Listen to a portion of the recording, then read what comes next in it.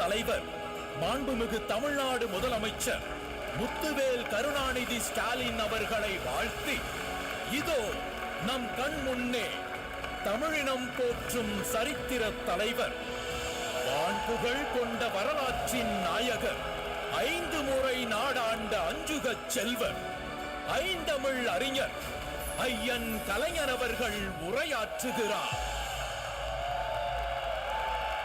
என் உயிரினும் மேலான அன்பு உடன்பிறப்புகளே, தந்தை பெரியார் வடித்த கொள்கையை, பேரறிஞர் அண்ணா வகுத்த பாதையை, என்னால் கட்டி காக்கப்பட்ட இனமான உரசத்தை ஓங்கி ஒலிக்கச் செய்து கம்பீரமாக கழகத்தை ஆட்சி பொறுப்பில் அமரச் செய்திருக்கும் தம்பி மு.க. ஸ்டாலின் அவர்களை எண்ணி எண்ணி என்னுடைய நெஞ்சம் பெருமிதம் கொள்கிறது. ஸ்டாலின் என்றாலே உழைப்பு உழைப்பு உழைப்புத்தான். கழக களப்பணியில் 55 ஆண்டுகளாய் அயராது உழைக்குபவர், திராவிட செம்மலாய், இந்தியாவின் முன்மாதிரி முதல்வராய், நல்லுலகம் போற்றும் நாயகராய் விளங்குகிறார்.